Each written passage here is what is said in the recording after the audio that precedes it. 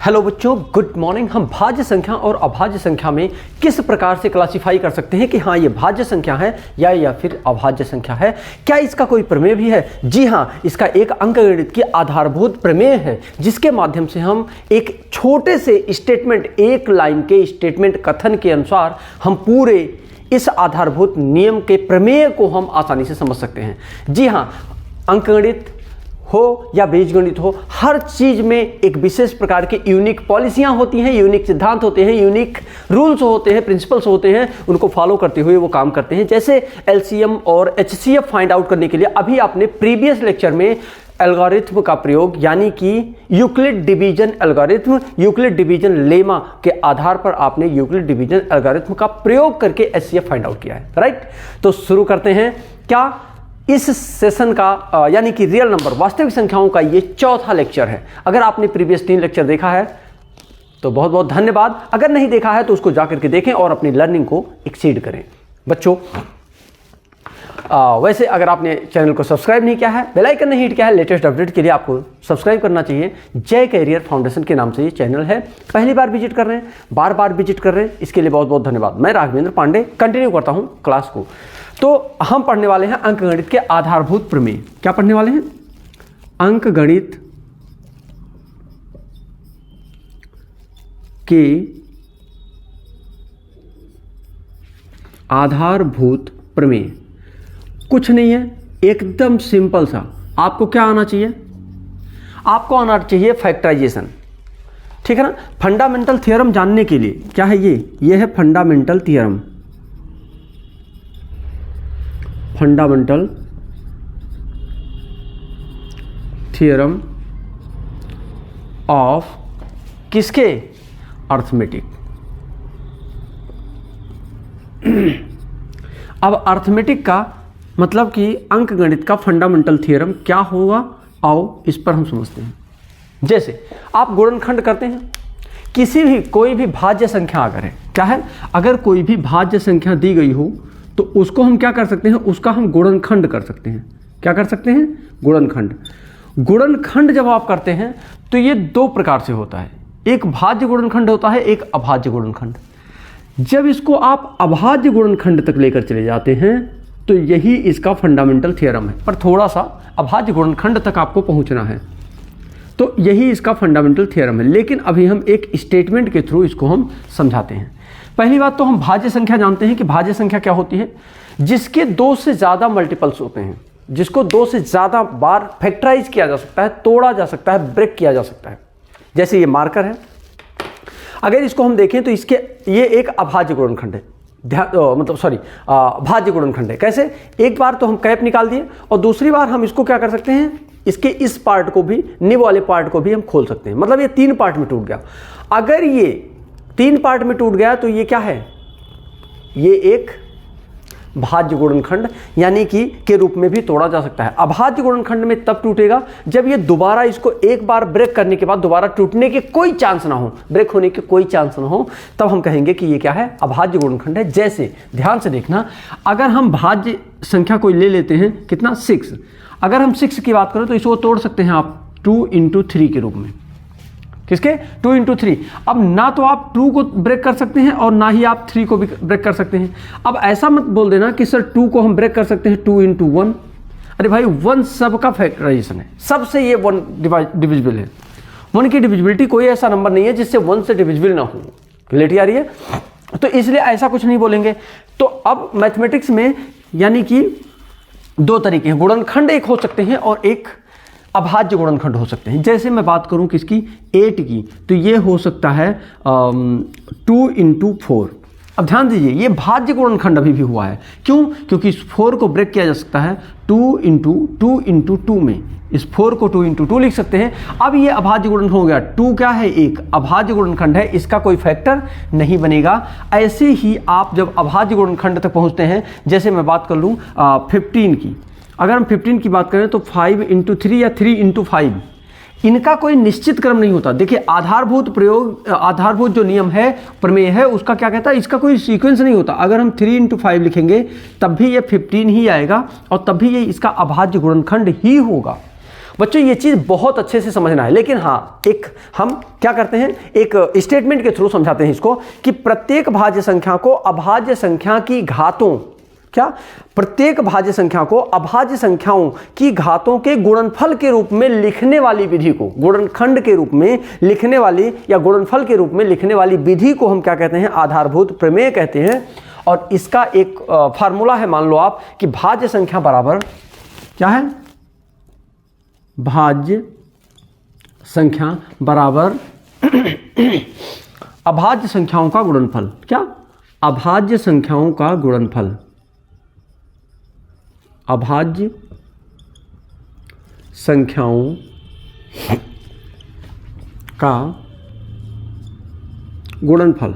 समझ में आ गया भाई? भाज्य संख्या क्या होगी, जो अभाज्य संख्याएं होती हैं उनको मल्टीप्लाई करके आप ला सकते कि नहीं ला सकते। जैसे ये मान लीजिए ये क्या है, एक भाज्य संख्या है, अब ये अभाज्य संख्या है, ये भी अभाज्य संख्या है, तो अभाज्य संख्याओं को गुणा कर लीजिए, 5 को 3 से मल्टीप्लाई करिए, क्या आया 15, यही 15 भी यहाँ ही तो था, इसका मतलब 15 एक भाज्य संख्या है जिसे अभाज्य संख्या के गुणनफल के रूप में आप लिख सकते हैं। इसे हम कहते हैं क्या, अंकगणित के आधारभूत प्रमेय, यानी कि fundamental theorem of the arithmetics. क्या क्लियर हो गया बच्चों? अब हम किसी भी HCF और LCM को फाइंड करने के लिए अभाज्य गुणनखंड विधि का प्रयोग करते हैं। क्या करते हैं? अभाज्य गुणनखंड विधि का किसी के HCF और LCM को फाइंड आउट करने के लिए करते हैं। एक चीज बताऊं, आज मैं आपको एक चीज बताने वाला हूं कि आप एक लाइन में बता सकते हैं कि HCF और LCM का डेफिनेशन क्या होगा। क्या बोला मैंने कहा कि एक लाइन में आप बता सकते हैं कि HCF और LCM का क्या होगा, जल्दी बोलो। हाँ, डेफिनेशन क्या होगा एक लाइन में। किसी भी अभाज्य संख्या का अगर आपको HCF फाइंड करना हो और या फिर LCM फाइंड करना हो, किसी भी भाज्य संख्या का HCF फाइंड करना हो या LCM, तो ध्यान से देखना, जो भी संख्याएं दी गई हैं उनके अभाज्य गुणनखंड की सबसे छोटी घातों को लिख लीजिए। क्या, अभाज्य संख्या की सबसे छोटी घातों का गुणनफल, सबसे छोटी घातों का गुणनफल, सबसे छोटी घातों का गुणनफल क्या होगा, HCF होगा। क्या होगा, HCF। लेकिन वहीं अगर LCM की बात करो तो सबसे बड़ी घातों का गुणनफल, सबसे बड़ी घातों का गुणनफल। क्लियरिटी आ रही है? क्लियरिटी आ रही है? HCF क्या है? HCF है सबसे छोटी घातों का गुणनफल। जो अभाज्य गुणनखंड आपने किया है उसके सबसे छोटी घातों का गुणनफल, और जो LCM होता है वो सबसे बड़ी घातों का गुणनफल। तो ये हो गया एक लाइन में डेफिनेशन किसका, HCF और LCM का। HCF और LCM का फार्मूला आपको मालूम है, और इनमें एक संबंध भी होते हैं कि एक संख्या दी गई हो, दो संख्या दी गई हो, उसके LCM इतने हैं तो HCF क्या होगा, या HCF इतना है तो LCM क्या होगा, या HCF और LCM दो संख्याओं का दिया है और एक संख्या दी है तो दूसरी संख्या क्या होगा। ये सारी चीजें हम आगे सिखाने वाले हैं, लेकिन थोड़ा सा इसके लिए क्या करना पड़ेगा, वेट करना पड़ेगा। आपको क्या करना पड़ेगा बच्चों, वेट करना पड़ेगा। हाँ, हम सीक्वेंस में चलेंगे। हाँ, अब थोड़ा सा हम कोई प्राइम फैक्टराइजेशन करके आपको सिखाते हैं और उसके बाद हम एक्सरसाइज पे आते हैं, NCERT का क्वेश्चन लेते हैं और आपको आपकी कॉन्फिडेंस को बढ़ाते हैं कि मैथमेटिक्स एकदम सिंपल है। क्या है, मैथमेटिक्स एकदम सिंपल है। क्लियरिटी आ रही है? तो चलो ठीक है, हम कोई संख्या ले लेते हैं, जैसे कि ले लेते हैं 560। कोई एक संख्या ले लिया हमने, इसको प्राइम फैक्टराइजेशन कर सकते हैं। इसको पहले हम जैसे आप जानते होंगे, इसको फैक्टराइजेशन करने के एक तरीके ये भी आपको सिखाए गए हैं। अभी इसी आधार पर हम आपको बताते जाएंगे कि ये कैसे लिख सकते हैं।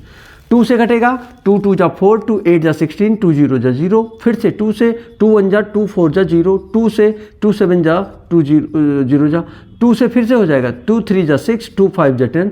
अब 2 से नहीं होगा, 3 से भी नहीं होगा, 4 से भी नहीं होगा, 5 से 5 7 जा 7 1 जा। करेक्ट? तब तक आप करते जाएंगे जब तक नीचे 1 नहीं आ जाता, मतलब इसको ब्रेक कर सकते हैं 1 2 3 4 5 6, यानी कि 1 2, मतलब मेरी कहने का 1 2 का मतलब 1 2 मत गिनो, 2 2 जा 4, 2 जा 8, 2 जा 8, 2 जा 16, और कितनी टाइम है, 4 टाइम है, और 16 5 जा 80, 7 जा 560। ठीक है ना। देखो 1 2 3 4 हो गया, 1 2 3 4 हो गया, 5 × 7 हो गया। क्लियर।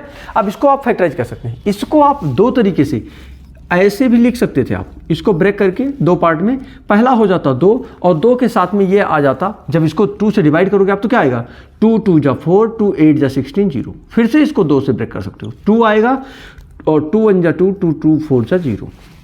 फिर से ब्रेक करो आप इसको फिर से कर सकते हो 2 से 2 7 जा 14 और 0।